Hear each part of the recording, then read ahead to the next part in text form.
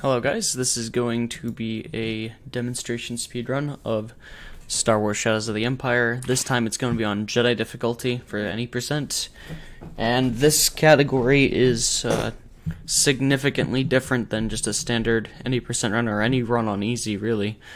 And I'll explain some of the bigger differences between that stuff as I go along. So let's just jump right into it. So, oh my goodness, that was loud. So, one of the most crucial differences overall between Jedi and easy difficulty runs is that enemies are a lot stronger, in that they have more health overall and they also do more damage. And so because of that, routing changes quite drastically for pretty much every level in the game. In Hoth, normally pro droids would die in one shot if you're playing on easy, but it takes a couple shots to kill them on this difficulty. So really, like, for this level in particular, it's all about how fast you can kill enemies. A lot of that's going to come down to how quickly you can shoot them. It's more of a test of dexterity than anything. There's also a little bit of knowledge of how enemy patterns work that's required for certain parts of this level. The way we routed up this level in particular is based around just being able to deal with those enemies quickly without dying. They're a lot harder to fight on Jedi difficulty, especially the ATSTs. They're much more aggressive. And another major difference between this and easy is the fact that on easy we would normally just for any percent shoot AT-ATs, and that's faster to kill them. However, it's faster to use tow cables on AT-ATs on Jedi difficulty, and because enemies are so aggressive, we want to use the tow cable last. Even though it's slower to do that, it's next to impossible to actually survive while using tow cable when there's other enemies around. And it's faster to do this. The other benefit to this is that you get challenge points every time we use a tow cable kill on an AT-AT. So we will be getting 100% challenge point completion for this level, because we will kill all 3 AT-ATs with tow cables. And for this category in particular, it's very important to have extra lives. Collect them as many as you can, whether that's through actually picking up one-up pickups or collecting challenge points. Because we're going to need a lot of lives, not only throughout the run, but most importantly for the end of the game. And I'll explain that more when I get the chance. I am screwing this up because I had bad flight, but that's okay. So my health is really low, so I'm going to crash into him in order to kill it instantly. That was what I was trying to do, but I made a bad turn. That's not a big deal. Now we're going to take out this AT-AT and move on to the next part. I should also mention that on Jedi difficulty, you do have a limited number of tow cables, so you can't afford to lose them. And also, if you fly too fast, you will lose your tow cable, so it's very important to control your speed when you're doing that. And here's where kind of knowing enemy patterns is very important, is this particular section. You need to know what the AT-STs are going to do. And they're giving me a pretty good pattern here, which is nice, so I can pretty easily deal with them. Do good damage. I won't be able to kill them though. That's not good. It's okay though. This pattern is a little bit hard to do optimally, just because there is a lot that can go wrong. So because I did mess up a few things, this isn't going to be as fast as it normally would. But it's okay, because like I've said before, this is mostly just about trying not to die, so as long as we don't die too many times, we are in the clear for this. And you'll find that a lot for this run, is that sometimes if things don't go right, you're just going to have to do what you can to just finish it without sacrificing too much life or too many lives. That's just a thing with this game. This difficulty is very hard, and because of that, that's factored into this route. There's often a lot of on-the-fly adjustment you have to make, especially for these sections here. Now, here's something important about Jedi.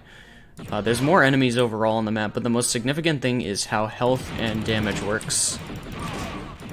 So enemies will do a lot more damage overall on Jedi difficulty, but the compensation for that is that your blaster is a lot stronger. the higher the number on the bottom right screen is, the more damage your blaster does.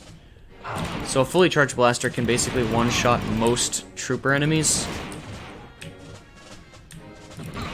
But even then, it still does a lot of damage regardless. I'm gonna have to play a little carefully here. Alright, so I should also mention that the strats and the route I'm using for this run are not what you would consider world record strats. They are just strats for finishing the run reasonably. Alright, so a lot of it's going to come down to also knowing where enemies are and which enemies to kill. Because you can get away with not killing some of them,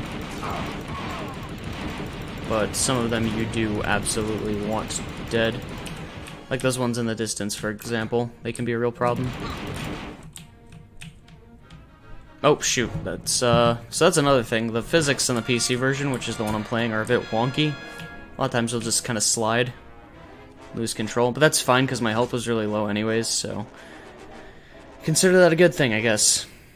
On this level, we're going to actually skip getting challenge points because no matter how many lives I lose, the game is going to reset me into the next level with a minimum of 3 lives anyways, and since there isn't really a lot to get on this level, and some of the challenge points are a bit out of the way to get, I'm not going to collect any of them. The lives are pretty small for right now in the game. There's a level coming up, a couple levels coming up where we will get a good chance to get most of the extra lives we need for the run.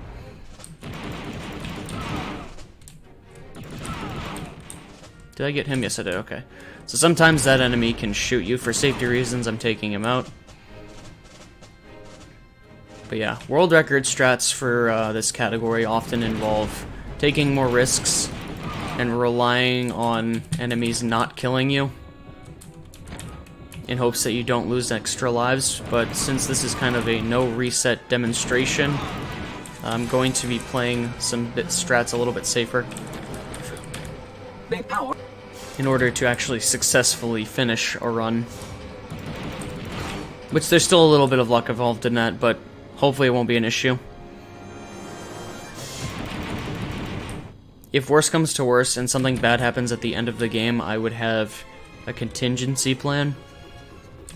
But for now, let's just hope that doesn't happen. So, I should explain a little more on challenge points on why we do get some and avoid some altogether.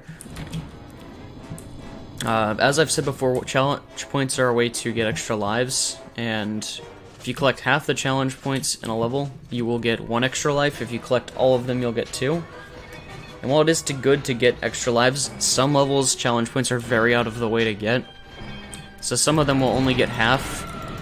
Some of them, only a couple will we actually get all 100% on the level in order to do it. Also, we're in boss fights. Boss fights on this difficulty are very, very intimidating when you're playing casually. But as long as you know how to manipulate enemy AI for some of the bosses, they're not that bad. There's a couple that are still kind of a bit random and a bit sketchy, but for the most part, they're actually not that bad. A lot of strats have been worked out to make them easy to deal with. The main one with the ATST is you want to lock your camera upward and strafe around him so he can't hit you. So that makes that boss fight very easy. Alrighty, so we're going into the next level, Asteroids. Asteroids on the easy difficulty is very boring. It's not quite as boring, I guess, on this difficulty because you do actually have to, you know, play a little more carefully because the enemies in this difficulty are actually a threat. It's very easy for them to just kill you. So it is important to pay attention. But the thing with this level, regardless of what difficulty you're playing on, is that how fast you complete it is almost entirely based on luck. It's about 90% luck and 10% how fast you kill the last wave of enemies. Because the way this works, the number of enemies that spawn at a time is random. Which ones spawn at a time is random.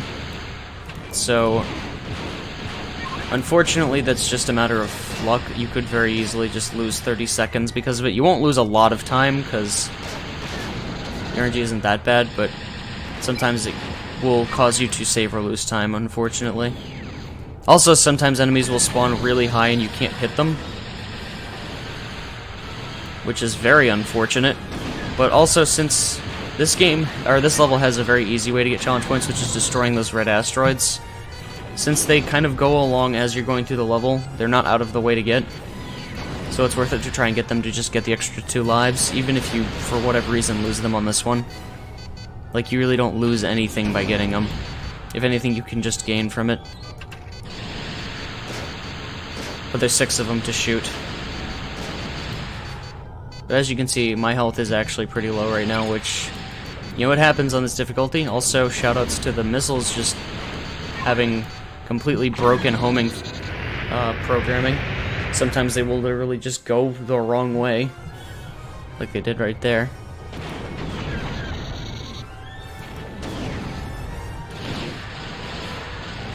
I should also mention that the hit detection for the blasters on this level are a bit inconsistent. It's very easy to just miss enemies,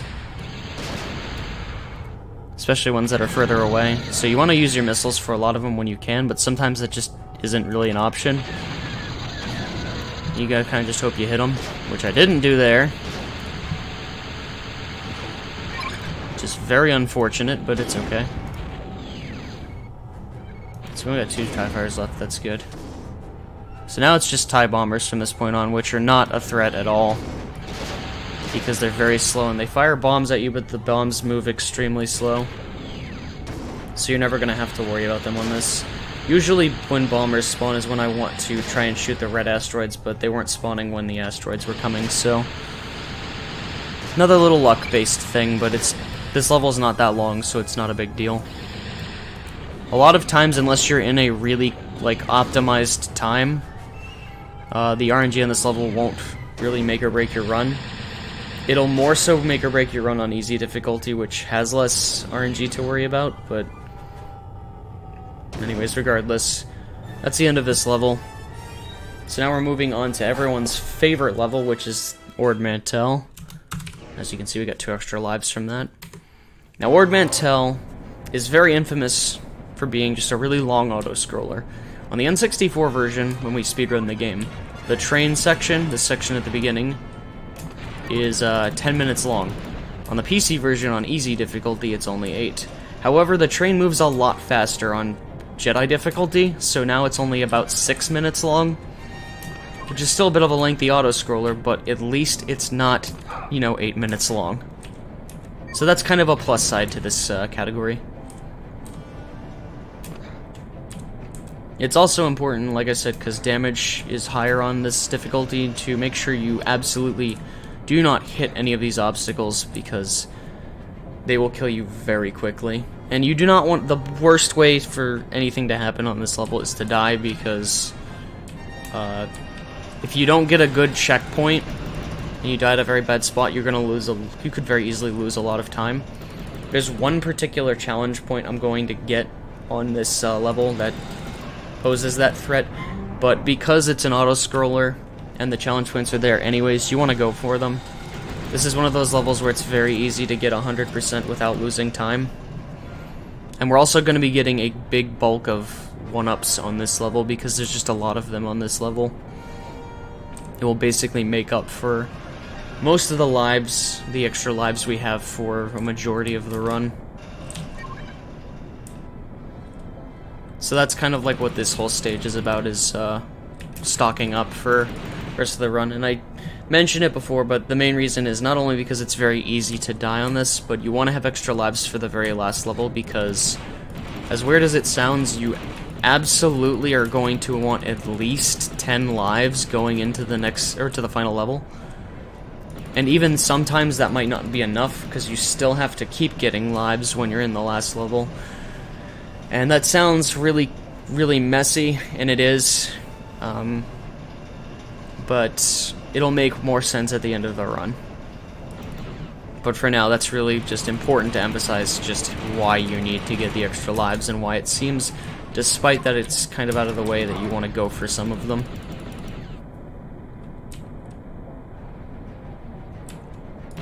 should also mention those gold droid enemies are very dangerous on any difficulty because the minute they start shooting at you, you're basically going to die because they do a lot of damage. So if you see them, you absolutely want them out of the way. And with the train, anytime there's like a sharp turn being made, your momentum will shift with it, so you want to be very careful when you're jumping from train to train. Because it's very easy to just fall off and die.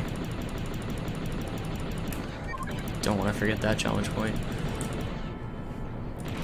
And another thing about specifically the PC version on this difficulty, there are a lot more enemies on Ord Mantell on this difficulty.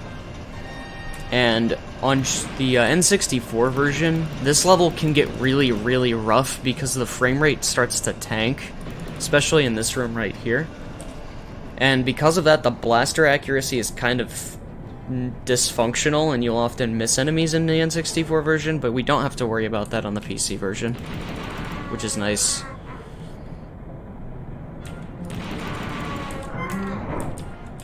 Did I get that challenge point? Yes, I did. Okay.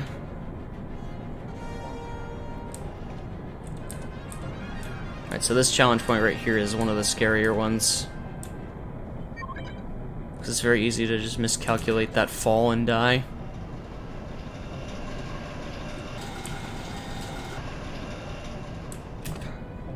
Alright, so I want to get this one up because it's not out of the way to get.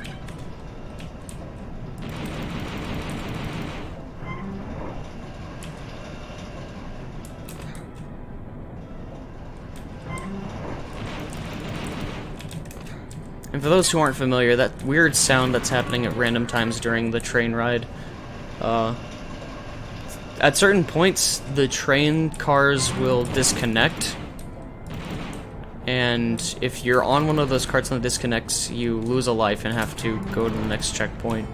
So it's important to keep moving forward.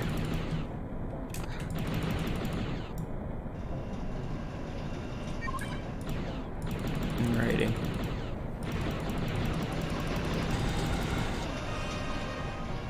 So yeah, don't think there's really much else to explain at this point. Is there anything important about Jedi that I've mentioned?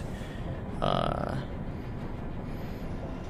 to think. Not really. I mean, I'm sure pretty much everything that I'm going to need to explain is going to be on a level-to-level basis, but one other thing I should mention is on the PC version, because of the frame rate, a lot of things change, including the physics, but most importantly the damage.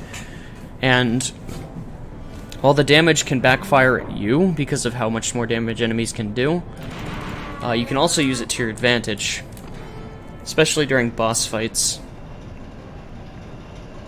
where some fights become substantially easier because of how much more damage you can do.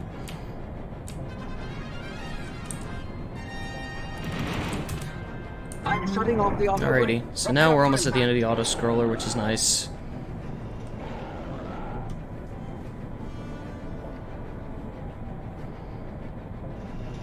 As, if you've seen any % easy, this is definitely a much shorter experience than it is on,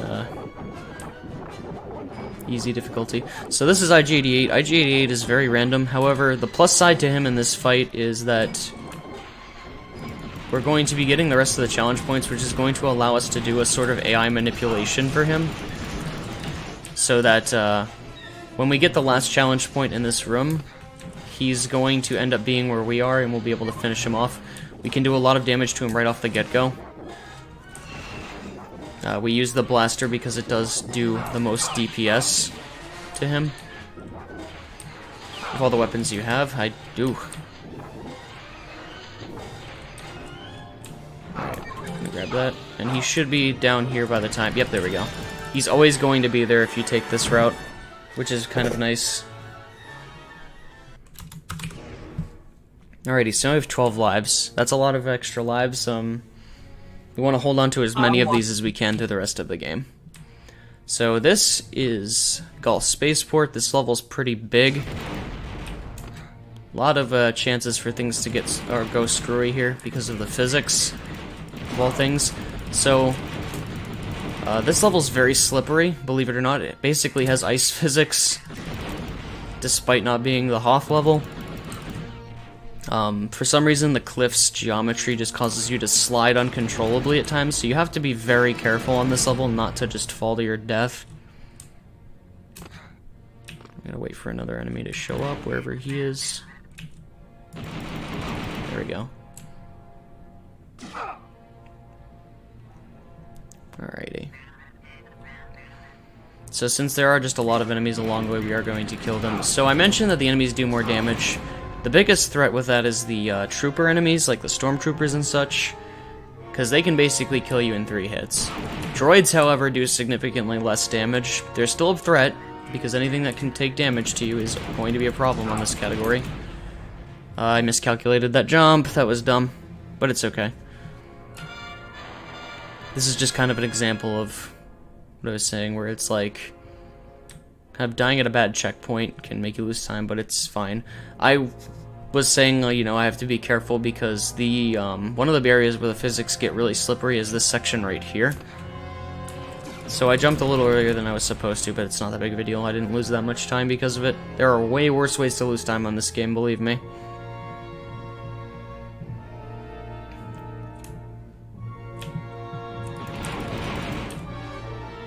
Alrighty.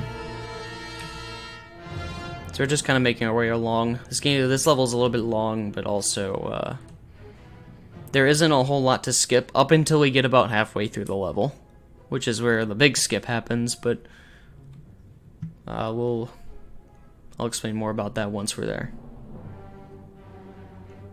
All right, these cliffs in particular are also very slippery, so I am gonna be very cautious. Because if I just hit this just the wrong way, I can slide off and die like that. But that's not a problem because we've hit the checkpoint in this area. So I will respawn right there, which is nice.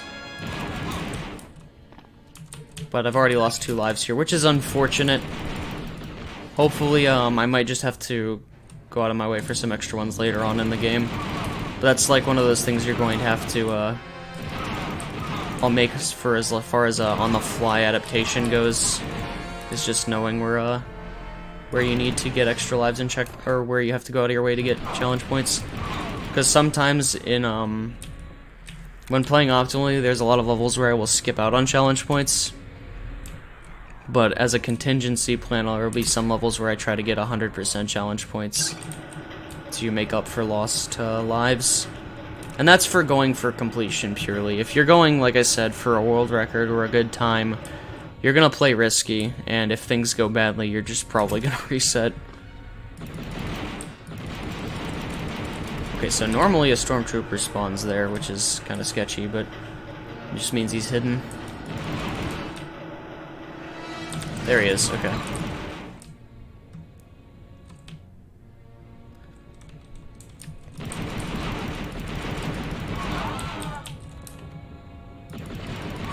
So a lot of strats will involve, for this category, going out of the range where enemies can see you and hit you, and abusing that.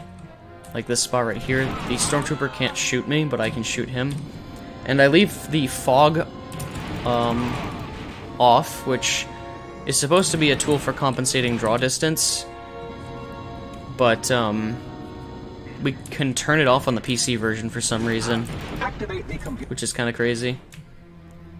It's more crazy that they never fixed the draw distance issue, but regardless, this is not a great port of the game in my opinion.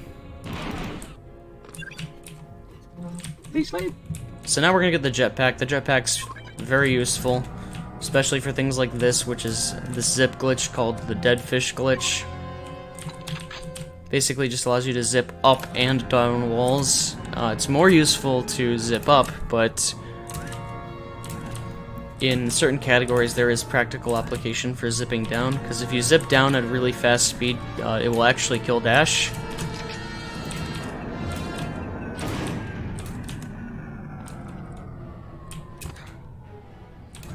But we're just going through this canyon section, and what we do with the jetpack for this section to make it faster and to conserve fuel is to do these little short thrusts. Because not only does it save fuel, but it also lets you move forward at falling speed, which is faster than just jetpack speed.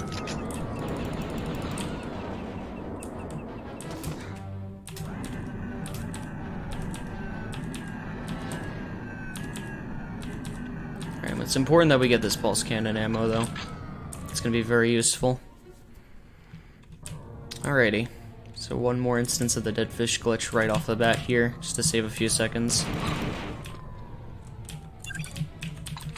But yeah, this is a level we don't get challenge points for because it's already very big and it's very out of the way to get a lot of the challenge points, even just to get half of them. Especially considering how much of a level we are about to skip coming up here. So, there's a large section of exploration we have to do at this point, and there's also a mini boss fight we have to do with an ATST in this room. But we're gonna skip all of that using some zip magic here. So that wall is not infinite. Eventually it comes to an end, and there is no real ceiling to on top of this. So we can abuse that and go above the ceiling and go really high into the level, high enough that we load the arena where you fight Boba Fett, who's the boss of this level. And normally, originally when this game came out, we didn't think the skip was possible, because normally you would do it by clipping through the ceiling, but you can't get the angle required to do a ceiling clip on the PC version because of the frame rate. But eventually I figured out you can just do it that way, which is very convenient. So we're just going to zip our way back up here to get over to the arena. Gonna grab one more extra life and one more pulse cannon. And though we're in the arena, the boss fight itself does not load until the elevator in this room comes to the top,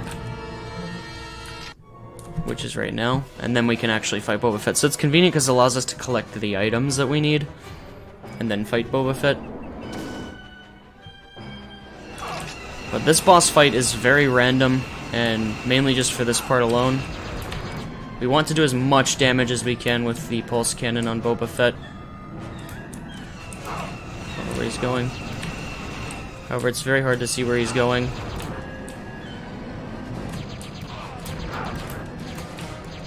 I'm using a lot of pulse cannon ammo. That's probably not going to be good. So now we're going on to Slave 1. The Slave 1's weak spot is the backside of the ship. So if we're going to do this correctly, we're going to move around him and then just shoot his backside.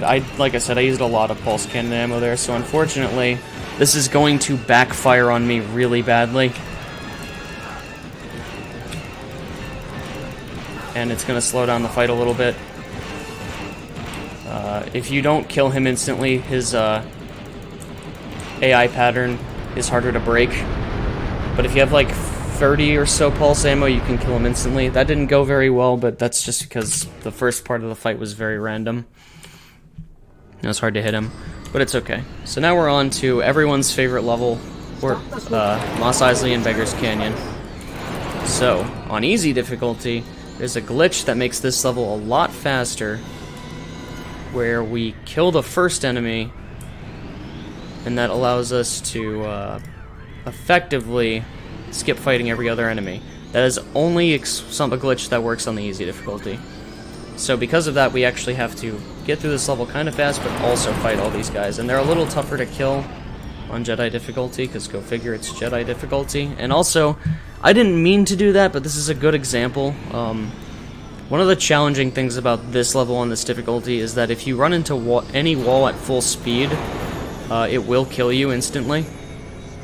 So you do need to be very careful with how you drive through here. It is already hard enough as it is. That just makes it even better.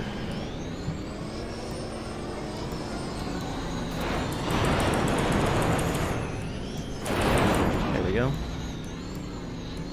And if things go well, you should be able to kill all the swoop bike gang before you make it to Beggar's Canyon.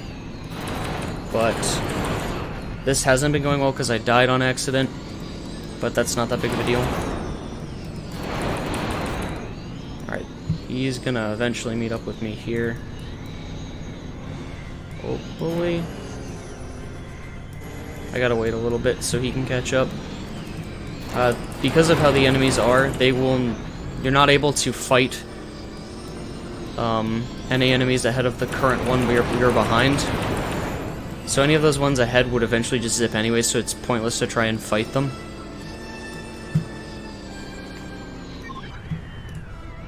And I am going to get half the challenge points in the level, because some of them are not that hard to get, so... Also, the nice thing about this section right here, the sandhills or whatever, is because of how their geometry is, it's very easy to just kill these guys in this section. It becomes a little bit harder once you're actually in Beggar's Canyon, because they start going vertical like that. There we go. That was a bit messy, but it's okay.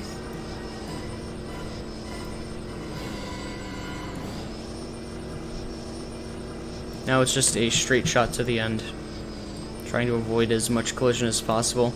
This level is actually kind of, as fast and crazy as it is, it does feel a little bit easier to complete on Jedi or on the PC, because the physics along the walls in the canyon are significantly more forgiving than they are in the N64.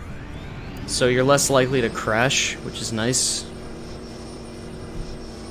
And one thing I didn't mention is that the other gimmick of this level on Jedi difficulty is that it's nighttime, which is what the purple sky is for. To complement that, there's supposed to be this really rich, dark purple fog. However, because fog is disabled, it's not there, so the nighttime thing is completely pointless. Alrighty. So now we're moving on to Imperial Freighter Suprosa. This is another level where it's actually fairly convenient to get 100% challenge points, because there's some other items we can use along the way. But this level's also got quite a bit of enemy RNG to it,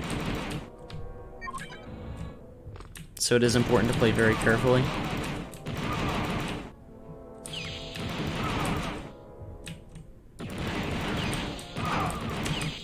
But luckily there's an invincibility, which is weird that it's there because pretty much no other level has the invincibility power up. And so for some reason they left it in here, which is a bit strange, but you know, I'm not going to question it. It makes this section just a tad bit easier.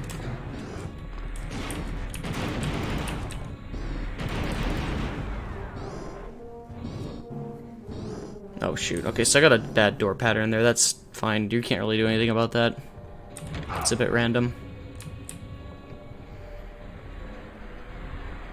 But yeah, we are going to get 100% challenge points here, because it is not that out of the way to get, and since we've also lost a couple extra more lives than I would have liked, it'll be good to get it anyways. So right here is one of the more intimidating ones to get, especially on Jedi difficulty, because these doors rotate and do damage to you. If you're in there for too long, you can lose a lot of health. You don't want that to happen, because that will kill you. Go figure.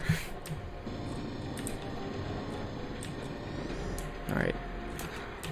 So we're going to take a very minor shortcut here by just jumping just at the right spot onto this little dent in the geometry, and it allows us to save a little bit of time by just jumping there instead of having to ride the conveyor belt.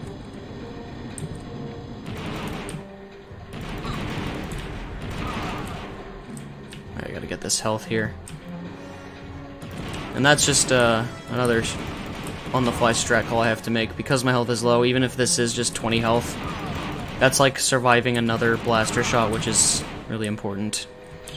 So I do go out of my way to get that.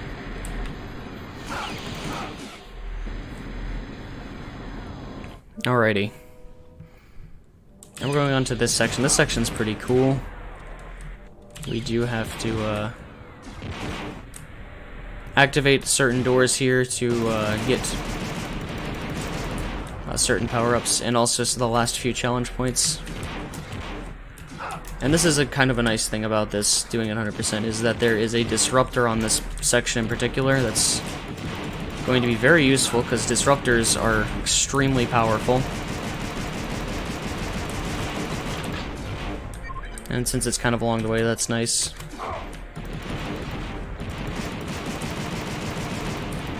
Alrighty.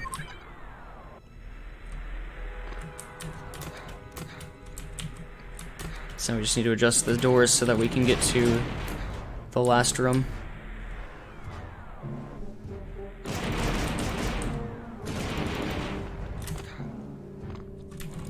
Alright, so we need to be very careful because there's a lot of enemies in this room.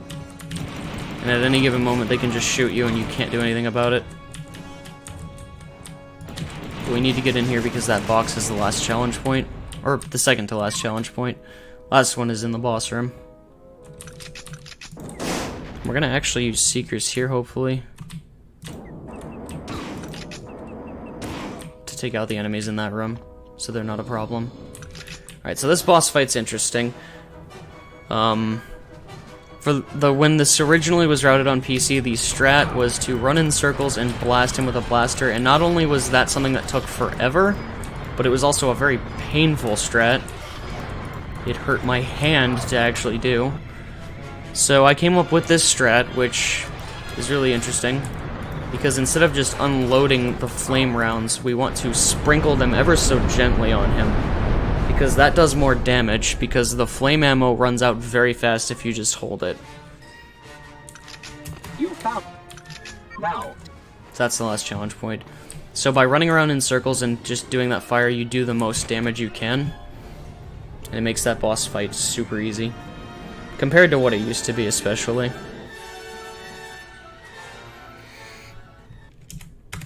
Alright, so we got 14 lives going into sewers, that's good.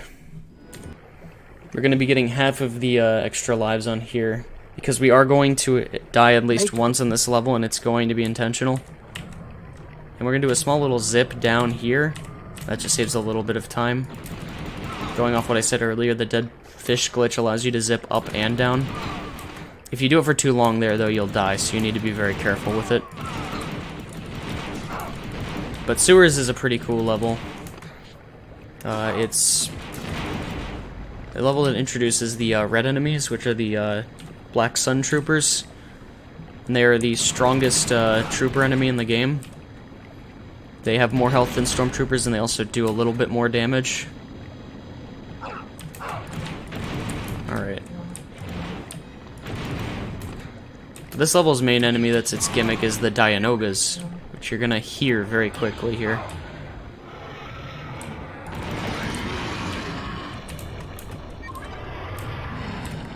Yeah, you don't want to be near them because they basically will kill you in one hit on this difficulty. So we're going to go out of our way here to get challenge point and a 1-up. We would want to get this 1-up anyways, even if we weren't going for challenge point completion.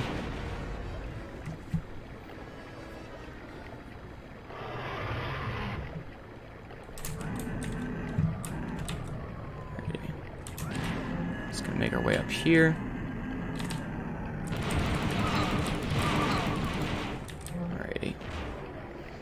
So the main thing we're doing here is going around this level in order to get a sewer key.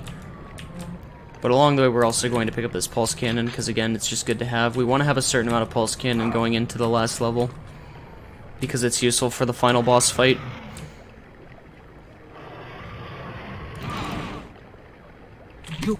Alrighty.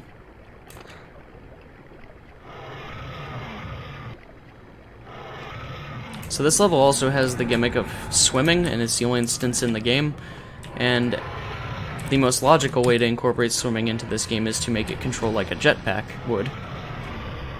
So you don't truly swim, you just jetpack through water, which is as awkward as it sounds. But the jetpack control in this game is a little bit awkward anyways, so... Now in this room coming up, we want to be a little cautious because there's an enemy right up here. So we want to kind of just shoot him through the water. We're going to go out of our way to get this challenge point, also just to get that disruptor.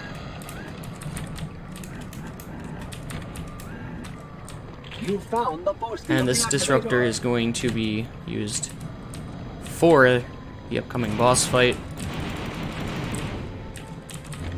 And as I've said before, there's going to be one intentional death on this level.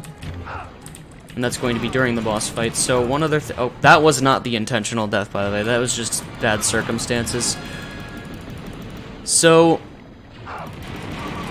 in this game, on the Jedi difficulty, whereas you when you go further up the difficulty scale, the disruptor starts to do damage to you. On easy, it doesn't do any damage at all.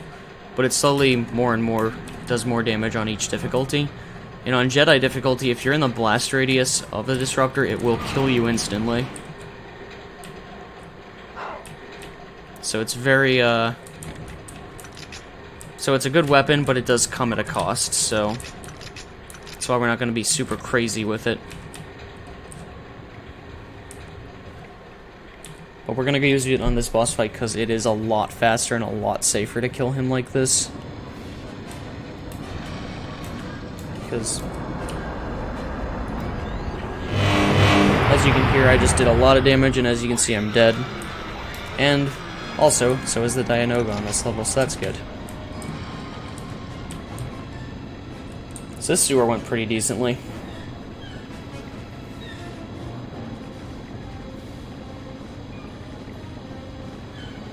Alrighty, we just now have to wait for this thing to open up.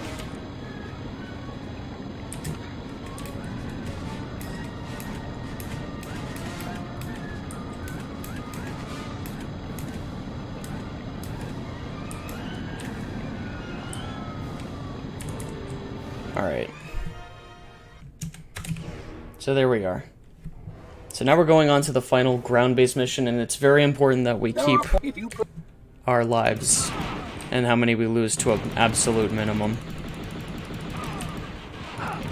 So you definitely want to play safe here, and we're going to get half the challenge points on this level. We do have like 14 lives, I think, which is good. We could very easily lose on this level. This level has a lot of things where stuff can go south very quickly. So first thing we're going to do is clear up this room as much as we can before getting through it. So there's a lot of enemies in here and they can all do a lot of damage.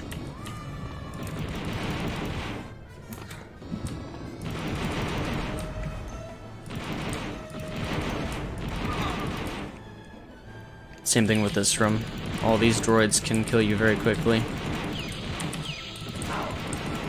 And he's not coming out of his hiding spot, which is kind of bad, but...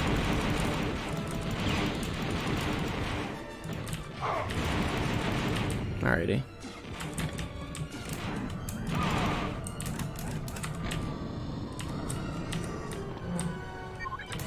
So there's one challenge point. Oh yikes, that was unlucky. That can happen, and there's literally nothing I can do about it if it does. There's an enemy in that corner, and I can't really deal with him until I see him, and sometimes he can see me first.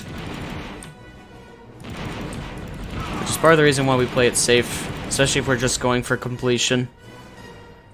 As I've said before, and I cannot emphasize this enough, the any percent world record is quite a bit faster than what I'm doing here, but it does rely on very luck-oriented strats, whereas this route I'm using is designed basically to show off the speed tech, but also be able to complete the run.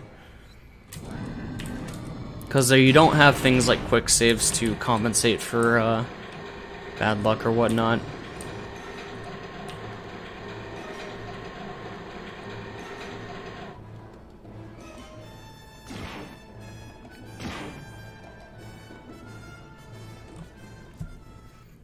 And like with 14, if I did come into this level with 14 lives on like a PB attempt, I would actually just entirely skip getting challenge points to save time.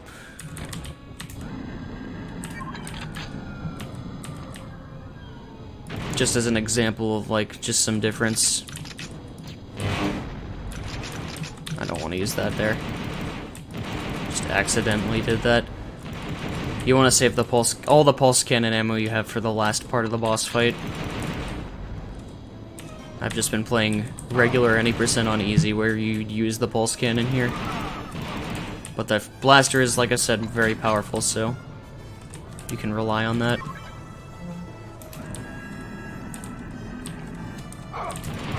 Yikes. So we got to finally see what that thing can do. As you can see, it's very merciless, and again, like I've said before, you know, it is important to have extra lives, especially on this level, because there's a lot of things that can go wrong, and that was definitely one of them. So we're going to play this part really carefully. It's going to be really awkward looking, and it is as awkward to do as it looks, believe me.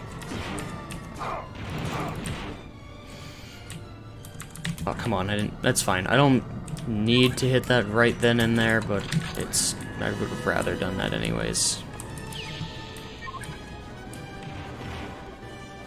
But the main thing with this tower section is we need to plant 3 pulse bombs along the tower.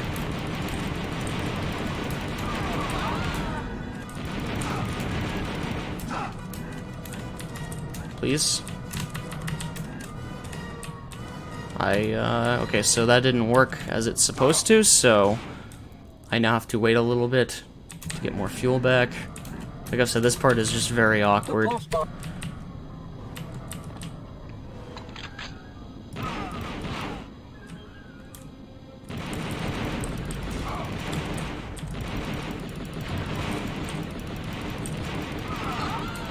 Alright.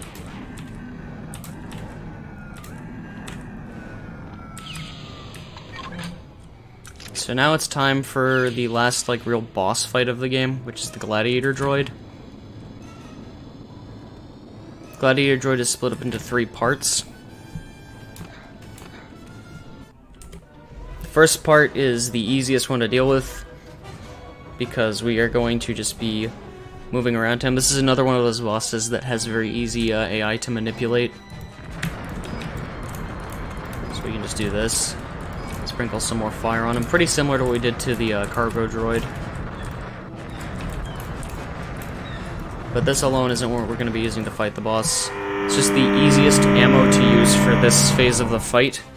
The second phase is going to be using the disruptor. And if we are careful with the disruptor, we can avoid taking damage from it. Oh my goodness. Well, that was unfortunate.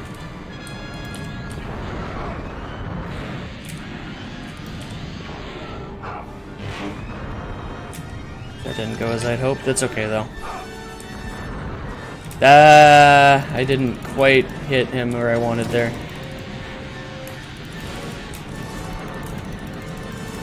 Okay, so that was a little bit messy, but there was nothing I can really do about that, so it's not that big of a deal.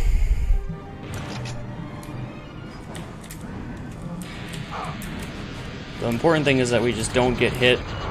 But bad luck there, so I couldn't really do anything. This is just a bad position for this to be. But it's okay. And the main strat is just flying over him and using the pulse cannon so we don't get hit by him. So I lost a lot of lives there, and that is perfectly and a good example of what I mean by things that can go wrong on that level particular. I might even, like, if I do get this into AGDQ, just do 100% there for safety. So as you can see, it's much faster to do the half challenge point route, but you also run this risk. So now we're on this level, which is the chance to explain why you even need all these lives to begin with. Because as you can see, you're getting attacked non-stop. The spawns for the enemies on this section in the PC version are absolutely out of control. So it is very easy to die, and this is why you need lives, because you have to spend the entirety of this surviving. So 11 lives should theoretically be enough, as long as we don't get super unlucky. So we're going to be trying our best to kill as many of these while we're here as we can, but again, like I've said with the asteroid level, the hit detection on the blasters is pretty bad. So a lot of times you will try to go for shooting an enemy and you'll just outright miss, and sometimes you'll just get attacked like this and can't do much about it. But every 25 enemies, I think it is, 20 or 25, you get an extra life. So you want to kill as many as you can just to keep going.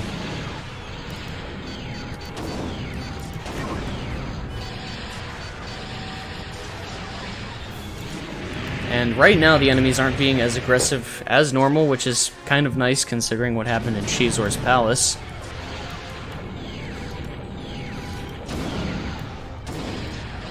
Because these guys can get pretty aggressive. But yeah, this this part's an absolute mess on Jedi difficulty, and it's one of the biggest reasons why we originally didn't think it would be possible to do a Jedi run, is because of this level in particular. But once we figured out if we can just properly route out lives and come up with good strats, it is completable, which is one of the biggest things about this category and why I'm submitting it for AGDQ. This is actually a pretty huge accomplishment to even have a viable route that can be completed somewhat consistently.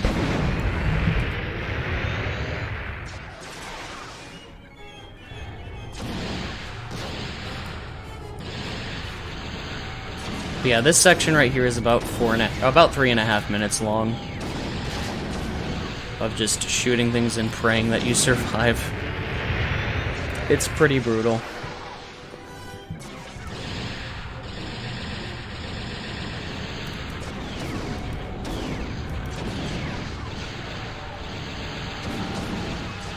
It's even really hard to just guess what the enemies are going to do like that, because they can just change their pattern of flight really quickly.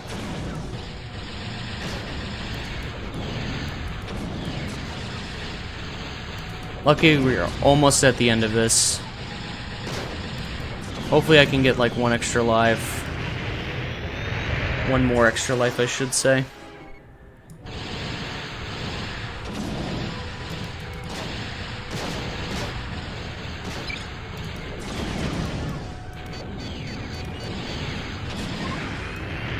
Alright, I did, but that didn't quite work out as I had hoped, but it's okay.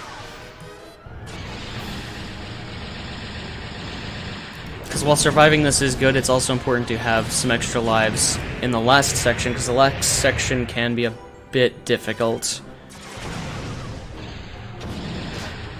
And I have 2 lives, so I basically can't fail this next section. And that can be a bit tough, but it's okay. We're gonna make it. So now we're on the Skyhook.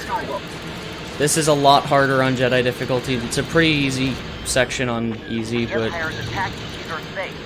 the main thing is that these turrets are actually pretty intimidating, and they can kill you very quickly if you don't kill them first. They have recharging health, and also the enemies in this section, the enemy ships, can actually fight back, which is a bit scary.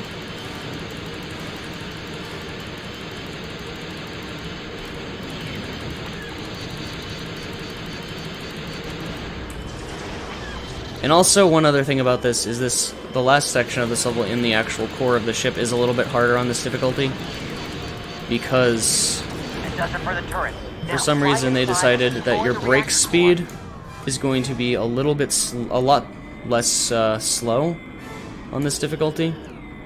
So you can't do the standard strat where you would just... Okay, I thought I had enough missiles, that's not a big deal. The standard strat for easy would be to stay in the center of this skyhook and then shoot all 4 sides, but that's not possible. And I miscalculated my missiles, so I couldn't get it. What you want to do theoretically here is go for a double shot strat, where you shoot 2 sides at once without having to take the extra trip, and I didn't get it. That's fine. There's not really anything I can do about it if that happens. It's very difficult, and it's a lot harder to accomplish on Jedi because of your speed. All that matters is that we actually finished the level, which is kind of crazy. Especially given all the bad luck towards the end, that I actually was able to be able to finish this. So we have one more side to get, which means we have to make one more pass, and then the end of the game will be here.